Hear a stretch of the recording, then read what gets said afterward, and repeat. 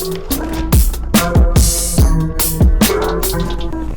right, here we go. Yo, yo, yo, what up, though? Bud Beatz in the building. What's good, man? Hey, man, you know what the fuck is going on, man. What's up with it? Hey, man, just trying to make it, bro. You know what I'm saying? Just trying to be like y'all boys over there. Nah, man. Plaque after plaque after plaque. I'm trying to be like you. Yeah, man, my life rough. We all live Hey, what they say, if you willing to carry my blessings, you got to be willing to carry my burdens, too. Man, that's the truth right there.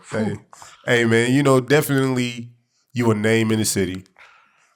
Definitely your hands has touched some of the biggest records coming out of here. Yeah. Memphis, Tennessee representing. Memphis, Tennessee. You know what I'm saying? Like, give me that early upbringing. I know me and you sat down for the podcast a while ago, but I done grown a little bit since then, man. Grown, man. And hey, man, we came a long way from sitting in front of the white backdrop, man. Yes, sir. You know what I mean? But like, Memphis 10, man, what was that like for you growing up there and how you get to Texas? Well, like my family has been out here since, the 80s. Got you. And like, my mom, her dad lived out here. They're all originally bred from Memphis. I don't know what made them move out here, but they came out here and shit. My family, we've been back and forth ever since. So like, even though I'm from Memphis, I'm kind of from Dallas because, I went to elementary out here. Got you. I went to elementary out there. You know what I'm saying? My mama like to move. We gonna get up when it's time to go. It's time to go. So, but nah, bro. Like Memphis is,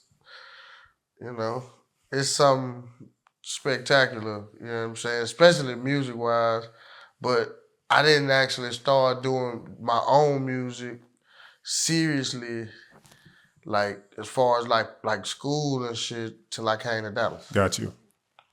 So how did you end up picking up music here? Like what influenced you towards actually making music? Honestly, when I was in middle school, I always wanted to make beats, and I always had like an idea of what I wanted to do. But in middle school, they put me in band. Got you. I didn't choose it; they kind of just put me in it. So I didn't play any instruments, but I was on the drum line. Got you. So you know what I'm saying? Just kind of sparked off from there. And so, being on the drum line, like hip hop, man, like who influenced you with hip hop? Like, how did you get introduced to it? Because I tell people, most people get introduced to hip hop from an older cousin or brother. Like my mama. Oh.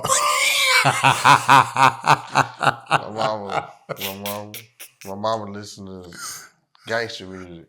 Oh man, she listened to some R&B too, but like man, I remember riding with my mama and she got the new MJG CD.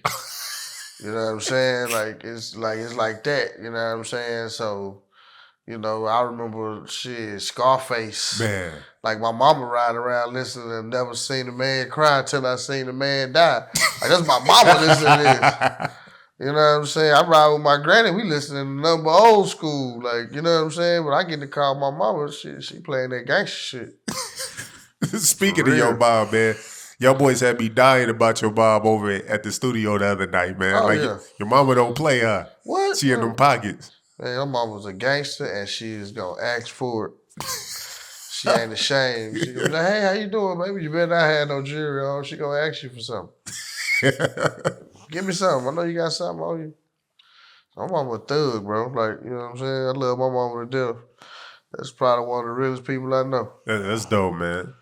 Now, when it comes to the music, man, what was the aha moment like with music that you was like, you know what, I'm actually good at this and I'm really gonna pursue it, both on the production and an artist side? Man, like I said, I've been doing this shit a long time. So in high school, when I was in high school, bro, like niggas was rapping and like, we all had our little cliques, but you know what I mean? I'll make some beats and niggas will rap to them bitches. And then when niggas start listening to it, the whole school was on it. So it's like, I might as well just keep doing it. I'm good at this. So it got to a point where by the time I was getting out of high school, it was something I was doing every day. I was making beats every day. It was nothing, I would guarantee I'm finna make something. So it's like doing that, but also wanting to have more control when I sell a nigga a beat and then he going to the studio, and then I don't have no more say so. Got you. I ain't either at the studio or he done bought this motherfucker and waited 3 years to rap on it. So it's like, okay, I started engineering, trying to get more control. Got you. You understand what I'm saying? So I found my homeboy had a studio in the building. Slide that up. I think when your hand hit that chord, it turned red. There we go. Yeah, hold on, it's red. There we go. You got it. Go ahead. Yeah. Shit. The spot on Royal on Sunbelt Letterpress. Man, Sunbelt, bro. Like, remember I told you that we had that room 106. Yeah. And like a homeboy of mine had it, and we was sharing it with about 8 other niggas. Damn. So you never know what the fuck gonna pop up, but shit, it was a studio, so I started kind of fucking with it, not knowing what I was doing, and eventually we ended up getting our own room, me and Rollo. When me and Rollo got a room, you know what I'm saying? Shit, it was full-fledged on out engineering, and I didn't know what the fuck I was doing. Like, that shit sounded good, but that's because I was doing it how I thought it should sound. Got you.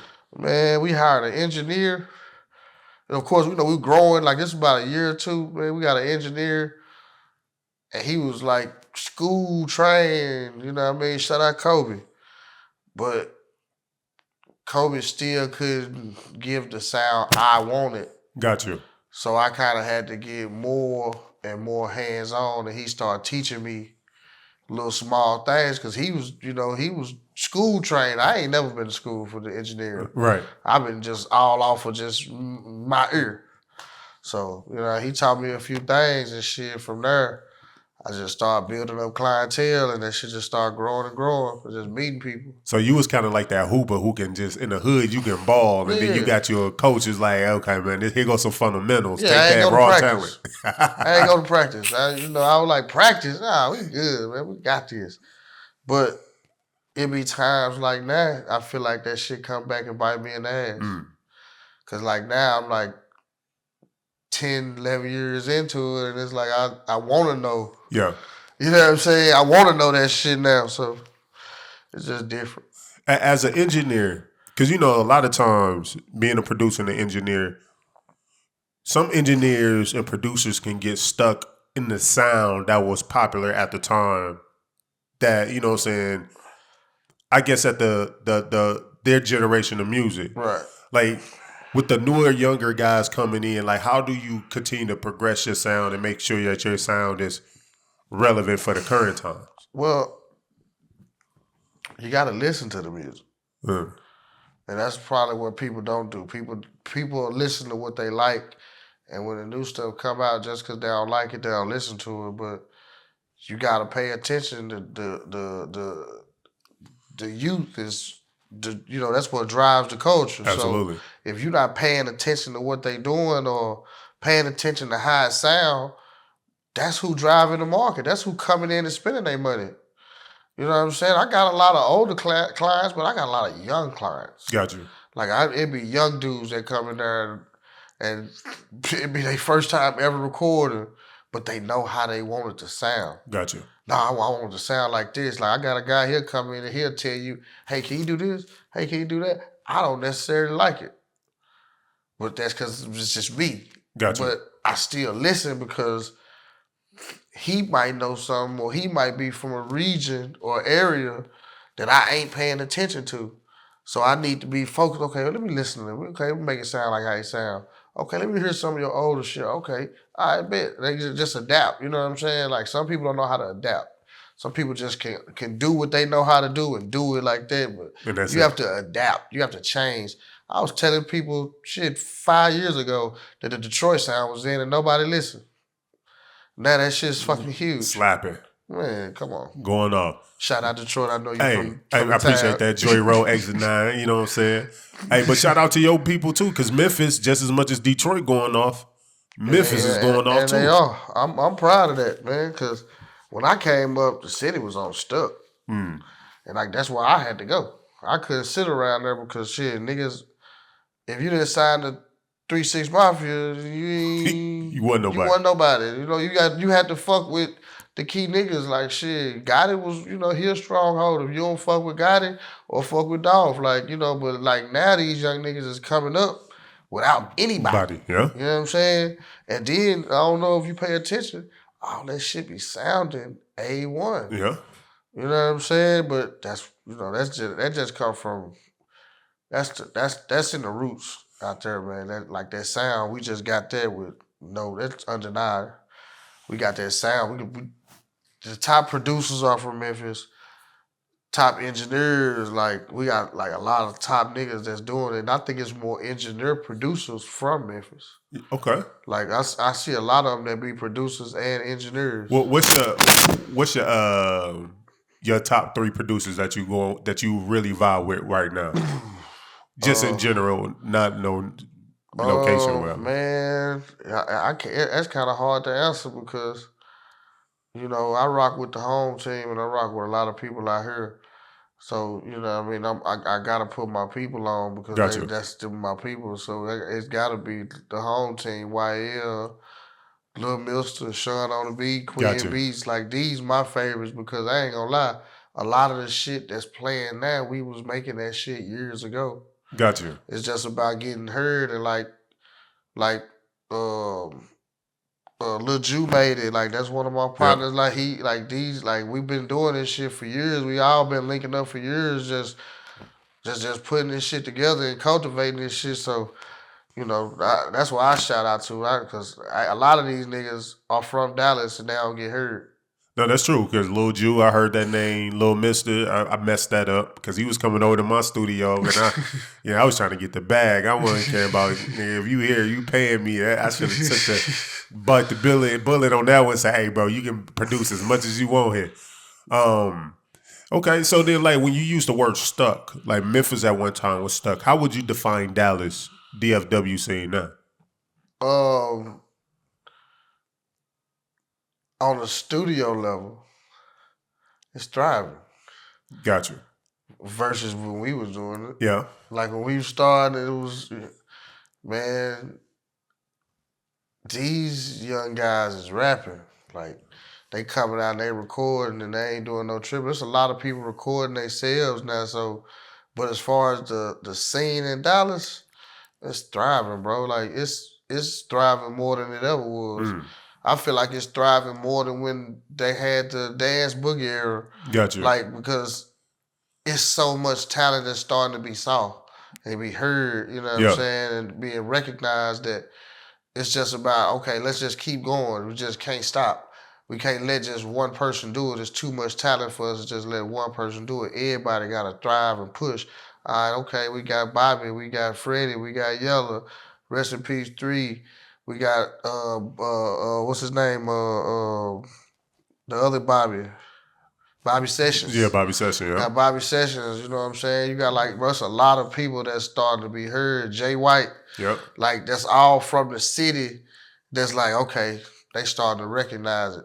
All right, now instead of just basking in all of that fame ourselves, let's put on our fellow people, our younger generation. Like, you know what I'm saying? It's going to happen, bro. It's coming into fruition right now. Does Dallas have a sound? I feel like Fort Worth has a sound.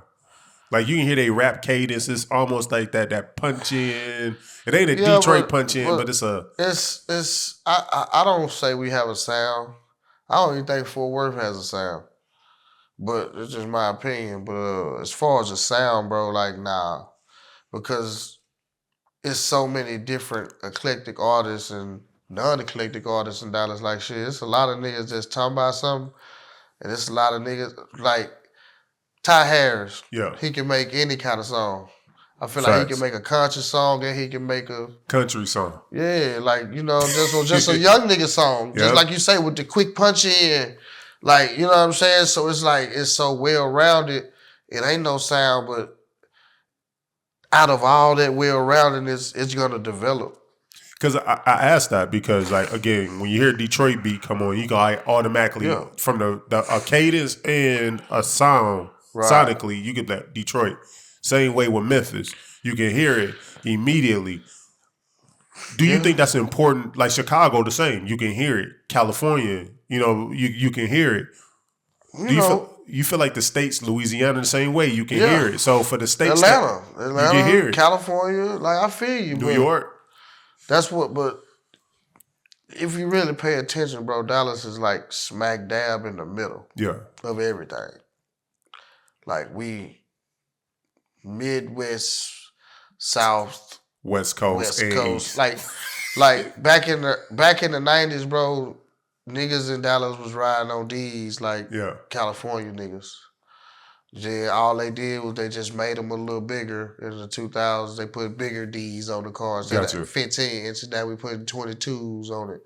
So it's not like we feed off of everywhere because I ain't gonna lie, this is probably one of the most cities that you can meet somebody from everywhere at. Yeah. You know what I'm saying? So that's why I don't think it'll never be a sound like, oh, that's a Dallas sound. Because it's so many sounds. Gotcha. It's so much, man, bro, like, hell, Rollo them, they had their era where like the late 90s, early 2000s, where, you know, it was a real funky sound, and you know, they came up with the Pookie and the Luchas, which was a real melodic, funky sound, and then it transcended to the boogie era, which was a clubbish type of vibe, and like I run into a lot of hip hop artists out here.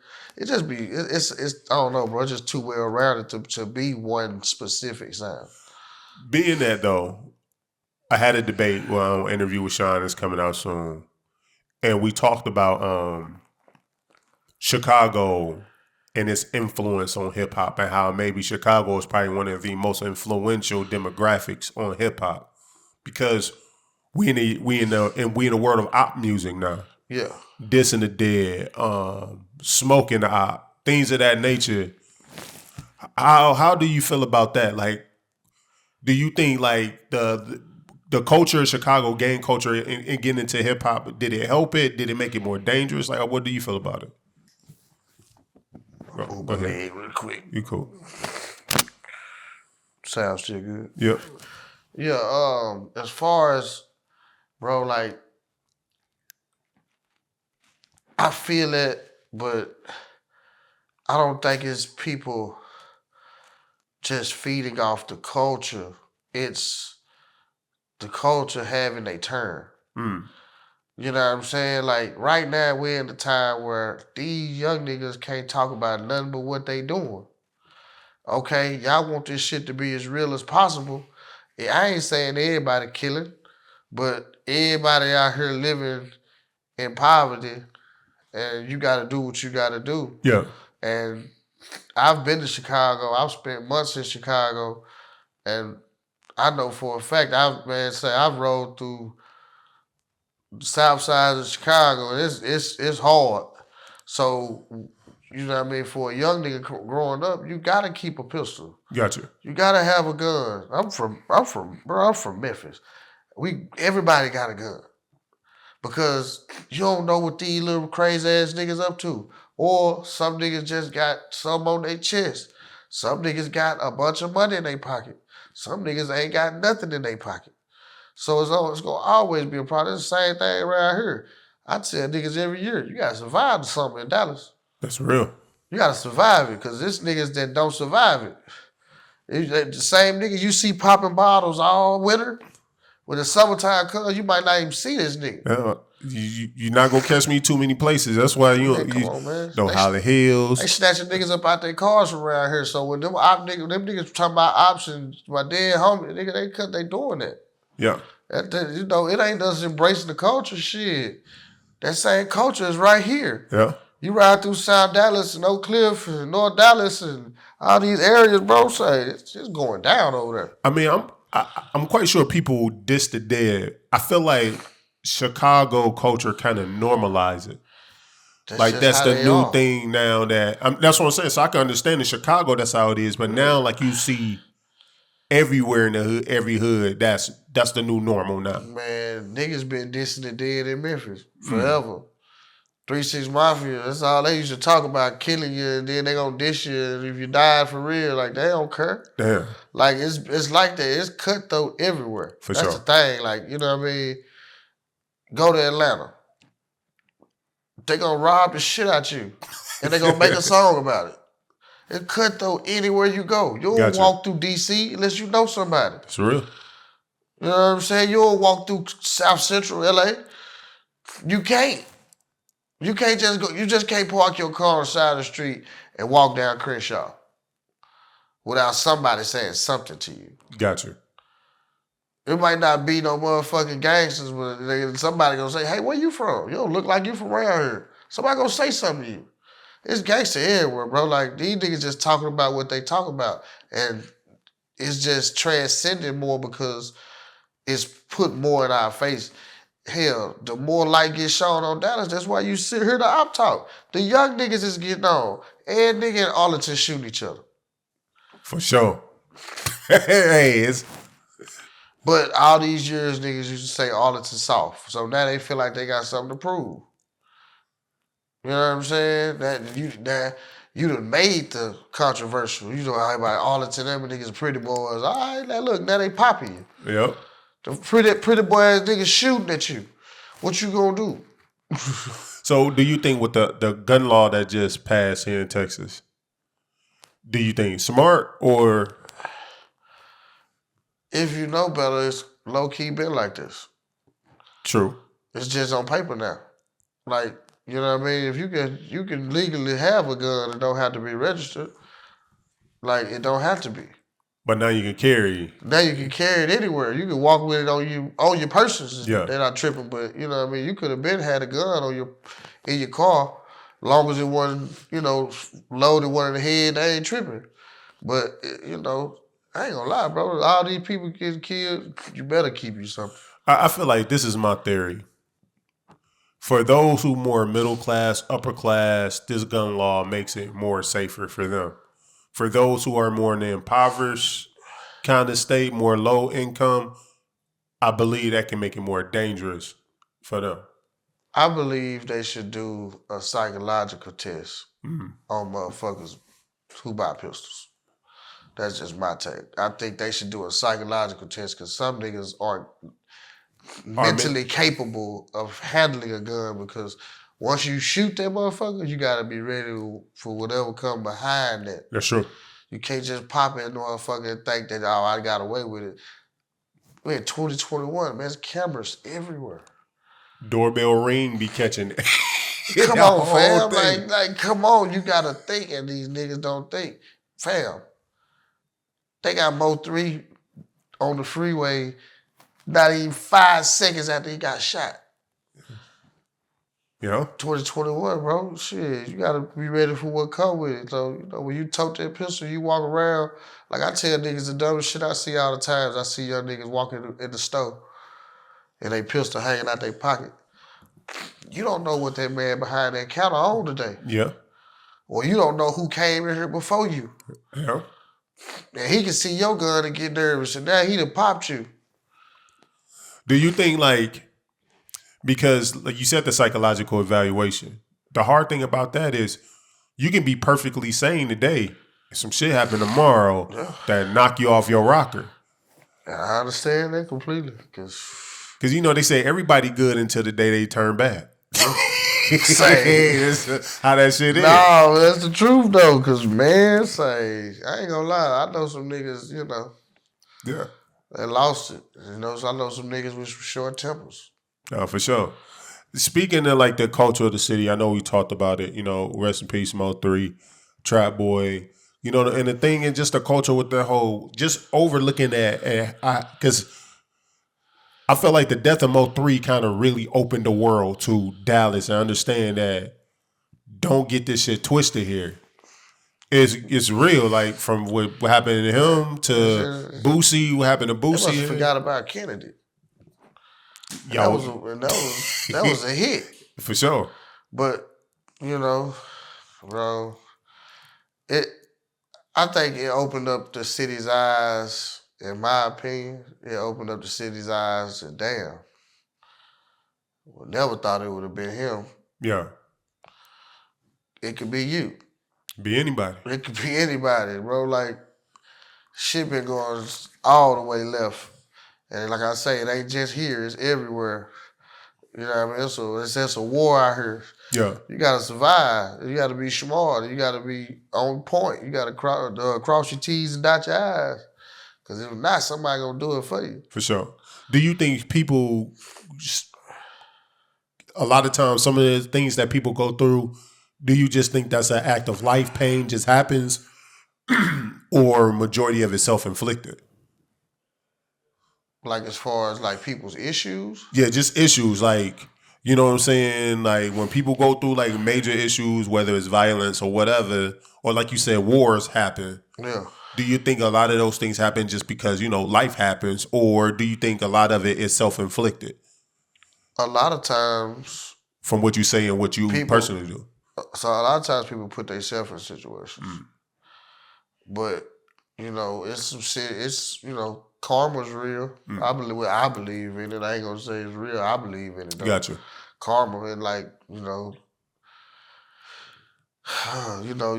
you speak on it. I believe in the power of the tongue, you know what I mean? When you speak on it, so if you speaking on something negative and you glorifying the negative and you ain't, you telling motherfuckers I ain't afraid to die and I ain't, I'm doing this and I'm doing that. Yeah, I could say that's self-inflicted. Gotcha. You know what I'm saying? Because, you could tell a motherfucker I got $1 million. That don't mean you got it. Gotcha. That don't mean you can't get it either. No, that's real. You know what I'm saying? Niggas that say, yeah, nigga, I kill everybody, I kill my ops, I don't care if I die. And then, boop, now you did. You did. And then everybody talking about how much of a good guy you was, but on all your songs, you was robbing and killing everybody. I kind of debate with people because in me, a part of me I don't think karma is real. Yeah, I can do. I look at it like I think for every action there's a reaction. Ooh, boy, for sure, most definitely. I mean, you can't be out here shooting people. You can't threaten people. You can't belittle people and think that eventually something won't happen to you. I don't look at that as karma. I look at that as more. For every action, there's a reaction. There's a consequence and a reward for the decisions you make. To me, karma is when you somebody say, "Oh, don't make fun of that. Don't make fun of people with a disability because when you have a kid, they may be disabled." No, I ain't saying like that. No, I'm just saying. But that's how I look at karma. Because like you be laughing at these people who got a mental disability or physical disability. Yeah. Now your kid born with a disability. I can look at somebody saying. Okay, see, that's I look at karma as if, you treat people on how you want to be treated. That's how I look at it. Like, you can't expect to treat people like shit, and then when somebody treats you like shit, it's foreign. No, you've been treating people like shit. Like that's what you get. Like, you get what you give. Like that's how I look at it. Like, you can't get good and only put out bad. That's fair. You know what I'm saying? Like I can't be just doing a whole bunch of fucked up shit and then be talking about damn Lord, why you ain't blessing me? Like, are you doing anything worth blessing? Who are you blessing? You gotta bless somebody to receive your blessings. That's how I look at it. But it seems like most people who are successful, at least financially, are crooks. And most of the people who live righteously work for the crooks or lower level tier. Like I'm with you there, but there's a degree to everything. So it's like, all right, okay, if he is a crook, is he just crooking for the dollar and still doing the right thing as far as taking care of what he need to take care of in his business? That don't necessarily make him a bad person. Like the music game, dirty as hell. I can't never be mad at a nigga that get over somebody in the music game because you just trying to eat. You could be out here hitting niggas in the head or pistol point robbing niggas. Yeah. But if you finesse the nigga, that's I'm all about the finesse. The finessing is all. I'm sorry. Like if you get finessed, bro, that's just part of it. I tell niggas all the time, like, you get approached by somebody in the industry and it seems too good to be true, it normally is. Yeah, that's true. That's 100. So Trapboy drops his album, Distractions. Right. After running after running through Trapboy album a couple of times, man, I definitely there's probably like 6 songs on there Yeah. that like I got replay value. I'll go to it. Yeah. But my critique of the album, like I said, number one, I understand, especially after watching the Say Cheese TV interviews with Trapboy and now hearing his side from the horse's mouth and no longer speculating. I understand where he comes from. Right. You know what I'm saying? During the whole time that Mo3 Trapboy beef, most people looked at Mo3 as the antagonizer and almost looked at Mo3 as the bully. After this happened, after Mo3 unfortunate death, and the way that Trapboy went about it, it was like him and Yellabeezy became more villainized a little bit. Right. You know what I'm saying? But like hearing his story and his side, I kind of understand where he's coming from. I can understand him feeling the way that he feel. But as a fan of the music and a fan of how Freddy, where he is in creating music right now, like how much in his pocket he is, I'm just hoping any music going forward now that this album is out is geared towards him getting back to that drip rap, that boss rap, that type of shit. So that was like really my main critique, and then like the mix. Yeah. The mix on that album all kind of threw me off. It was very inconsistent. I'm not gonna say it wasn't clear, but it kind of dry, almost lifeless. Yeah. A little bit to me when listening to it. I think that's the part that kind of outputted me on the album a lot. What you think about the album? Well, I like the album. I got a few, I got a few jams on that bitch myself. You know what I'm saying? Like, I've said it before, like, I love the growth. Like, that nigga's rapping way better than, he's ever rapped. Yeah. And, it's unfortunate that this has to pull it out. For sure. But I feel like, man, I feel like he can grow past it. You know what I'm saying? I most definitely feel like, it can be so he can get back to what he is. But then, if you know Freddy, like shit, this is what he is. And I ain't just saying just talking about 3, but like he's being him. That's the type of person he is. Like, you know what I'm saying? You jump at him, he jump back. Like he ain't gonna bag down. You know what I'm saying? So it's just, you know what I mean? Like as far as that, I'm not sure like as far as with the mix, like I say, you know what I mean? I don't know what kind of equipment he using over at his spot or none of that. Like I've been over there a couple times, but I don't know the whole setup. Gotcha.